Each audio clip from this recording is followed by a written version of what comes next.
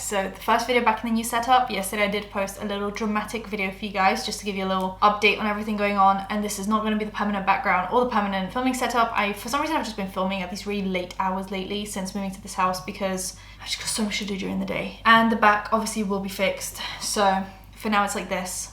At some point it will be better. Now today we're doing a Lauren the Mortician update because from where we started with this drama to where we're going now, it's literally night and day. But subscribe, hit the bell, like, comment for engagement, and let's just get into it. So I'm gonna give a little recap, but actually I'm not gonna recap as much, only because I've done so many videos about this and there's so many like ins and outs to this whole story that I've had to recap everything. Then like I might as well just link you to the previous content. So just watch my previous videos on this and you'll figure things out. So we have a few main characters. We have Lauren the Mortician, we have Jeanette, Braun, we have Kitty, we have Bunny XO for some reason, we've got the Do We Know Them girls, we've got Drod, we've got Nick and Dustin, we've got Paige, Christy, some TikTokers and stuff like that, but that's pretty much it. So we have obviously Lauren the Mortician messed up with a few different things. We all start not calling her out, but just kind of talking about the situation. Kitty makes a separate TikTok on Lauren. Lauren sends a wellness check on her, so that's obviously great. Sarcastic. Bunny XO, who's Joe Roll's wife, she has this lawyer, Jeanette Braun, who decides to falsely, allegedly, copyright strike people who her client don't like. Now we have copyright strikes against TikTokers that lead to the takedowns of videos, and a lot of people admit to using this lawyer, and we have Instagram accounts suspended allegedly by said lawyer because of the clients. Now the Do We Know Them girlies talk about this whole situation and they get multiple copyright strikes back and forth. Now they're arguing with Jeanette, they're arguing with Google. Google finally tells Jeanette, hey girlie, these are false copyright strikes, and she gets into like an argument through email with Google and threatens to sue. Then we have Paige, Christy. This whole situation is essentially linked to the Jen, Nick and Dustin situation. So Paige, Nick and Dustin were friends with Jen Drod from Drod Cosmetics. Drod releases this Hair AF hair growth serum. Nick, Dustin and Paige fall out with Jen because of her new boyfriend. And Paige has this picture of her deceased auntie who was using the Hair AF serum, and Jen is like using it on her website because Paige gave it to her for like more personal use, didn't realize it was going to be used for marketing. It then ends up being used for marketing, which Paige is kind of okay with, but then they fall out and she says, hey, take down this picture, my auntie like passed away, I just don't want to see this anymore. Jen refuses essentially and sends Jeanette Braun, this is where it links, to hound Paige and her family members about this whole situation. And then Nick and Dustin also then have to deal with Jeanette Braun because she then sends them a letter threatening them to stop talking about Jen Drod because she also represents Jen Drod, even though she in the past has represented Nick for his behind the scenes like trade stuff. So now we have a few updates. Now that I gave you guys this little recap, we have the viewer's voice update. He posted a 2-hour long video in which he breaks down everything that happened between him and Jen, and that's mainly what this video is about. And literally the last 10 minutes is an update on the Braun Jeanette situation, but it kind of links, and I kind of wanted to talk about it because Jen has really like disappointed me. I don't know, I didn't know her personally and I didn't really ever interact with her that much. From what I saw and you know stuff, she seemed like a great friend to Paige and Nick and Dustin, and you know Nick and her and Dustin lived together because after some like family members passed away, and you know they were all going through something, so they decided to live together. Then they went through that fire, obviously their house set on fire, they lost some pets, they lost a lot of belongings, then they moved together again. Like there seemed to be a lot of trauma kind of bonding them together, and I just always felt like they were so supportive of each other. And obviously Jen was going through her mess with Jaclyn Hill, and I felt like they were just all supporting each other, and just to see it fall apart like this over some man that she knew for 2 weeks is absolutely ridiculous. But anyway, I'm just gonna give you guys the TLDR for everything that happened between Nick, Dustin and Jen, plus a little bit of Paige, Christy in there. So like I said, they lived together after the death of some family members, and then the house burns down, and Dustin and Nick allegedly saved Jen's life. That is like super important to say in this. So recently, Nick's mum's dog, obviously his mum had passed away, her dog had passed away recently, and Jen had like access to that and allegedly wasn't sending the ashes to Nick's house, which is what they agreed on before this whole mess. So she's holding like his mum's dog's ashes over his head, which is exactly what she's doing with Paige, Christy's deceased aunt, and her picture. Jen has this alleged trend that I'm noticing of using people's trauma against them. So that be Paige's deceased auntie, that being Nick's deceased mum, and then her deceased now dog. Like, just using people's trauma against them to hurt them. She seems like a very petty person, and this whole time she comes across as this, like, I'm just a wonderful Christian woman, I'm just this Christian lady who loves just, you know, but like, you're evil, you're a rude person, you're mean-spirited, and there's nothing about you that screams Christianity to me. I swear Christian people are supposed to be like good people. Like, isn't that the whole thing? Like, you're supposed to not sin, love thy neighbor, all of this stuff. You're not loving any neighbor. You're not loving anything. This is just such a mean woman. That's just what I think, though. I don't know. Maybe Jeanette will send me an email after this. So, Nick recently also put out a public apology on his community tab to Jaclyn Hill, and now clarified what he was saying sorry for. He wasn't saying sorry for all the mess that she created with Lipstick Gate, with, you know, we know what Jaclyn Hill has done. But apparently the way Jen would turn people against Jaclyn Hill was beyond what is acceptable. And this is what I like to say, and people have an issue with me about this. Reddit hates me, any forums hate me, and you know, they have their reasons. But one of the reasons is because I don't just hate everything that someone who I dislike does, right? Like, I can look at Michaela Noguera and say, you do these things wrong, but I'm not going to trash you for buying an iMac. I'm not going to trash you for buying a car. I'm not going to trash you for not knowing how to cook properly. I'm not going to, like, these are not things that I care about. I don't care. I don't care if you can cook or not. I don't care. Like, this is stuff that dilutes someone and everything wrong that they do. Because realistically, I've been on the receiving end of some hate. Of course, everyone on YouTube has. When I do something wrong and you point that out to me, great, fantastic. When I do something wrong, you point that out to me, and then thousands of people come out of the woodworks to say, oh, and also her fringe looks ugly, her hair is the wrong shade of blonde, her eyes are the wrong shade of blue, she drinks her tea weird, she speaks wrong, her foot size is strange. Like, at this point, it got diluted so much that I don't even believe the original thing that might have actually been correct, it might have actually been a valid point, because you've now diluted it with all this extra bullshit that no one fucking cares about. Sorry for getting heated. So that's why I sometimes struggle with these snark Reddit pages. I understand what a snark is, and maybe I'm just not supposed to go on them because I don't operate in that same way. I don't know. I just don't think I have enough hatred for these people personally to then be like, oh, the way she drinks her tea is so annoying. The way she cooks is so wrong. I personally like to focus on the things that actually need our focus. With Michaela, that is undisclosed sponsorships, that is lying about her reviews allegedly, that is photoshopping and using filters, that is, you know, that. I don't care what her office looks like. I don't care what her house looks like. I don't care what she dresses like. I don't care what her shoes look like. I just don't really care. Same with Jaclyn Hill. The amount of shit I see on the Jaclyn Hill snark Reddit that I'm like, do you actually care? Like, is this something that you actually care about? Which is where I think I distance myself from stuff like that. I like to keep a more healthy mindset. I don't care if she posts a goofy video of her dancing in her kitchen. I don't care if she eats tacos and you think those tacos look disgusting. I absolutely couldn't fucking care less. And that's fine, because those snark Reddits are not made for me. But sometimes these snark Reddits like to get angry at me because I don't agree with every little thing that they point out. And sometimes I might even point at little discrepancies in what they're saying and what I don't agree with. And that's when, like, it's the internet nowadays is this big, like, you're either on one side or you're on the other side. You can't have nuance. You can't agree with one thing and disagree with another thing about the same person. You have to either be all in or all out. And this is what Nick was saying. Jen Drod is someone who absolutely despises someone and then makes it her whole fucking life obsession.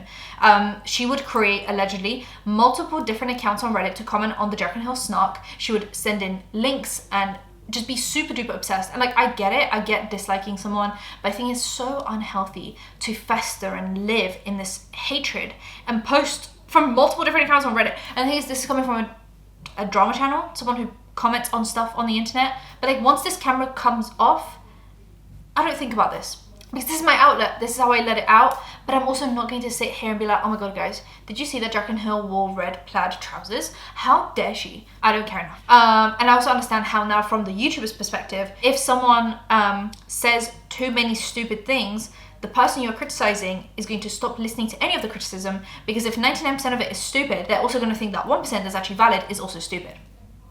So then we have a few different people speak about Jen Drod and their issues with her. That includes Mango T, and allegedly Jen Drod saying that because she's a white Christian woman, everyone will believe what she says. If she drags someone, she'll essentially win, and that's what's been happening so far. Malerie Brooke is another one who had issues with Jen, and she felt pressured to hate whoever Jen hates and talk about them all the time. Jen also invited them over to stay with her and then wanted to build a compound with her, which she then was like, oh, actually, instead of a compound like with multiple different houses, let's just all live in one house. And when they were kind of not down with that idea because they wanted their own separate space, she got very obsessed with them. What I'm gathering here is that she has a tendency to become obsessed with people, whether it be positive or negative. She hyper focuses on someone and obsesses over them, and if they don't do exactly as she wants them to do, whether it be hate whoever she hates or live in the same house as her or intertwine their lives, she gets very messy. Now that actually perfectly explains why they all lived together, because then her and a few other people tried to make it sound like Nick and Dustin were essentially leeching off of her and just living with her because they didn't have anywhere else to live, and in reality she was the one that invited them and then wanted to like intertwine their lives. Now Nick also shows proof of sending her money for living there, like living expenses and stuff like that. And there's also this really sad tidbit, because obviously they allegedly saved her life.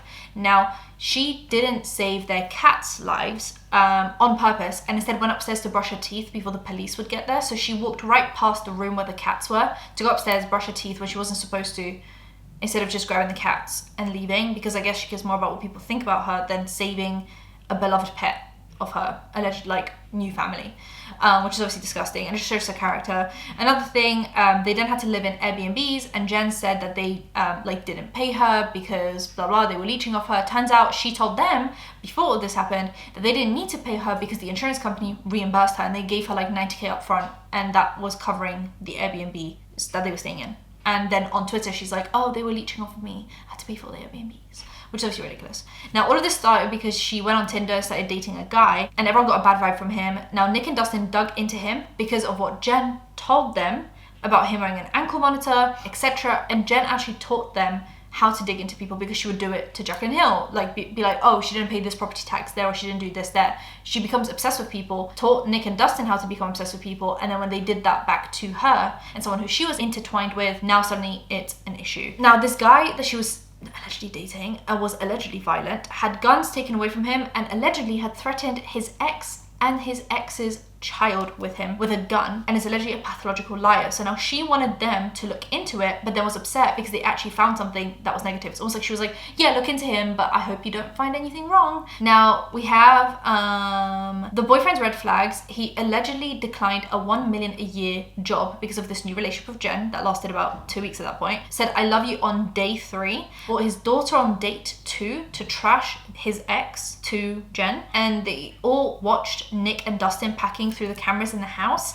and he also lied about random things to do with his daughter, etc. She actually then on Twitter lied about Nick and Dustin like watching her through cameras that she had in the house, when in reality she demanded they turn on the cameras or she'll go there while they were packing. So clearly the cameras weren't on if you're threatening them to turn them on. Or am I confused? She then tried to recruit Rich Luck's Drama Investigator and Tea Time, a Nightmare Blunt rotation, all of who she actually dislikes, to talk about Nick and Dustin, and Drama Investigator then actually deleted the videos about this because even Drama Investigator then realized how batshit crazy Jen Drod and her new partner are. Now this is where it links to Jeanette Braun law, where the cease and desist lies. So she said allegedly there were false copyright claims sent on the Drama Investigator video because of photos that they included in like the thumbnail in the video, which then links to also the Paige issue, because there clearly seems to be an issue with copyright and photos. Now Nick actually worked with Jeanette behind the scenes, but then she started working with Jen Drod, and then she dropped Nick as a client in like a long letter